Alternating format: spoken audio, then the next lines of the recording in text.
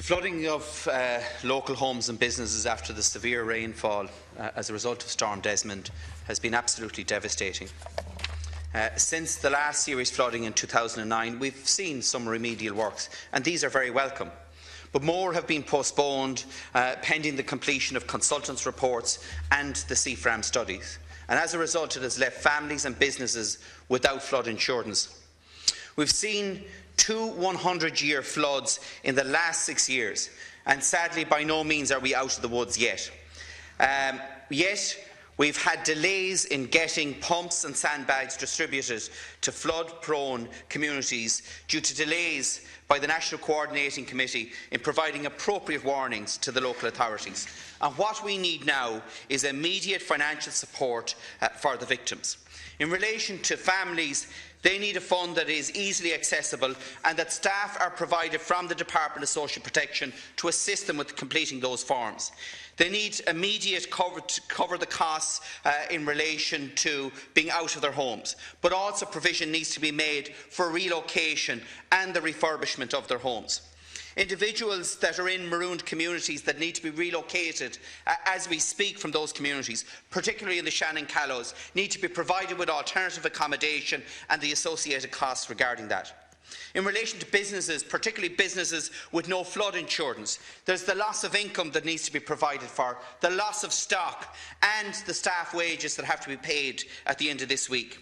There needs to be provision for the extension of bank loans until compensation kicks in, both for landlords and overdraft and term facilities for businesses in relation to their stock. There needs to be funding made available for refurbishment costs, and there needs to be rates relief. And finally, in relation to farms, fodder has been destroyed, and that needs to be funding put in place to replace that, and also the stock that are taken out of sheds, B&B costs need to be covered.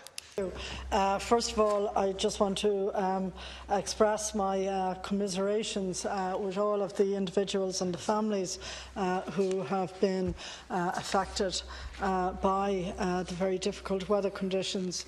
I was in Kerry and Cork on Thursday and Friday, and in fact I think anybody looking at the rivers understood the level of rain that's fallen in a very short period of time and the difficulty that's posed.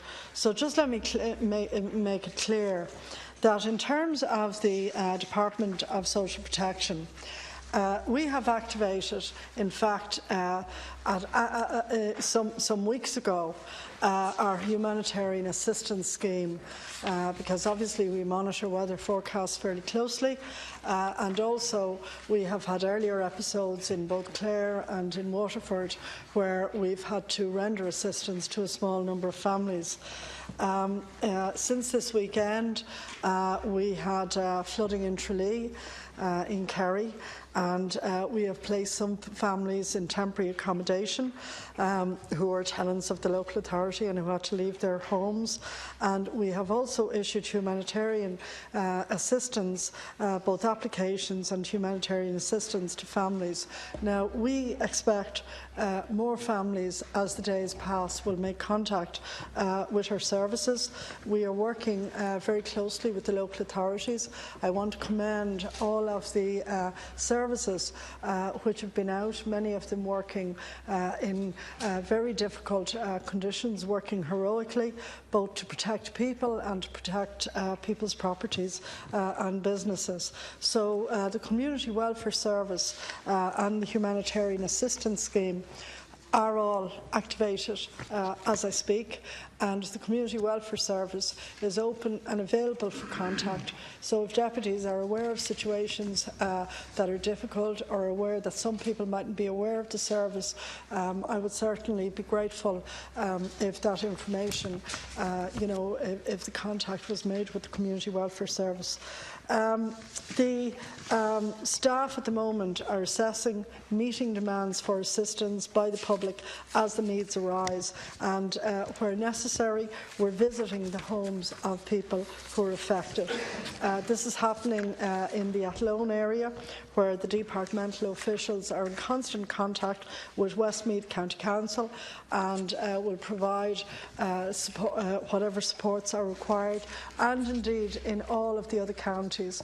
And we are conscious of the fact, as has been referred to by a number of deputies, that there's a watch going on as to when more of the runoff water finds itself perhaps in coming off the Shannon and other rivers and into people's homes.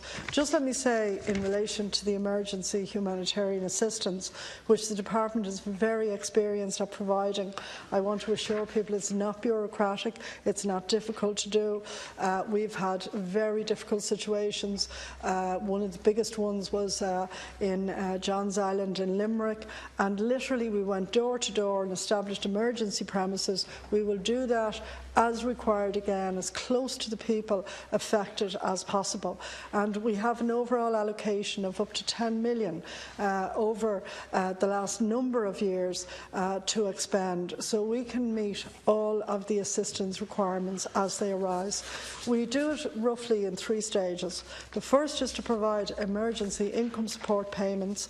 That's food, generally for foods, for clothing and for personal items in the immediate aftermath of the event. Generally speaking, we're talking about relatively small amounts, from 100 to 500 or 600 euros, depending on the size of the family. Stage 2 generally involves the replacement of white goods, basic furniture items and other essential household items. Generally speaking, it's not until the floodwaters have receded somewhat that we're able to establish the full extent of the damage to the homes and what levels of replacement are required. And deputies with experience of flooding will know what I'm talking about.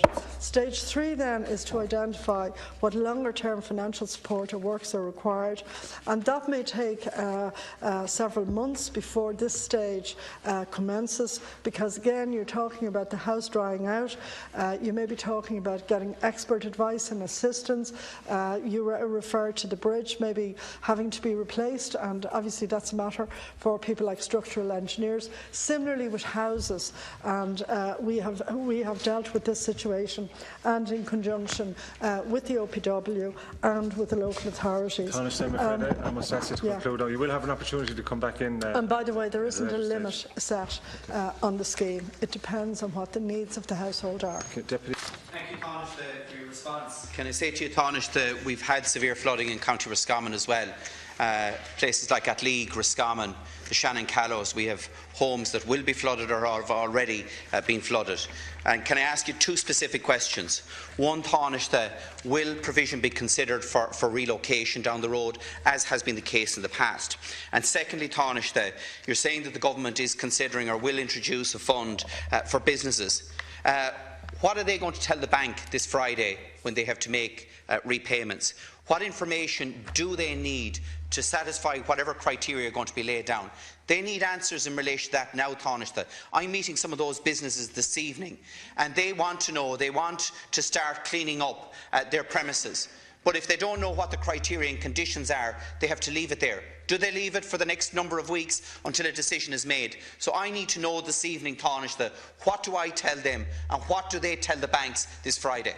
First of all, in relation to small businesses and the development of a 5 million fund to assist such small businesses, particularly, as people have said, in the run-up to Christmas, when many of them were anticipating a very active and successful Christmas season. That fund will be administered on behalf of the government through the Red Cross, and that will allow for maximum flexibility of the type described by a number of deputies. And clearly, as with our own humanitarian assistance scheme in social welfare, it is highly flexible.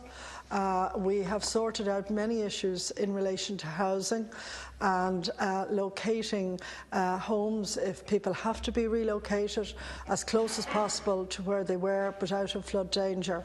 Obviously there are issues, Deputy, of places where unfortunately in the past some homes were built on floodplains.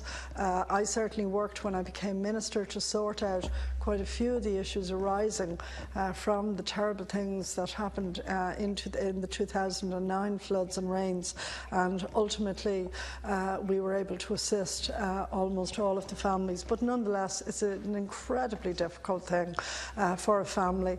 I think I met most of the people affected. I've been in most of the flood locations right around the country where flooding has been experienced, and what I can say is that the Department of Social Welfare officials, particularly the Community Welfare Service, is on standby, has been on standby with no particular public fanfare. We have already been addressing issues that arose in recent times in both Waterford and Clare. As I said, over the weekend our officials were out on the ground in Tralee sorting out and relocating families, as well as setting up a humanitarian assistance for families. I would just say to you, Deputy, and I understand in Athlone and indeed further up the Shannon, people are obviously incredibly apprehensive. So too are people further down in Limerick, all of whom have experienced dreadful flooding before. We're on standby to address that, and we work through the local agencies.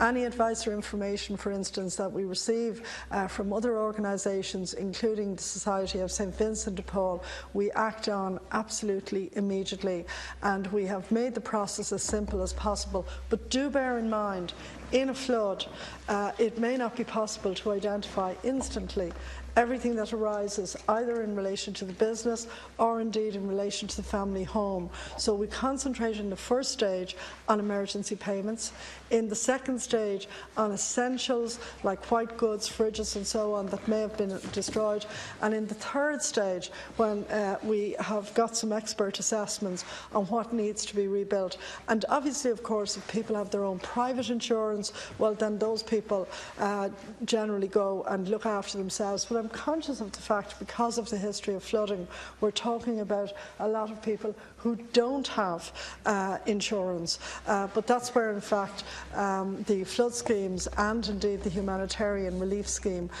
really comes into its own.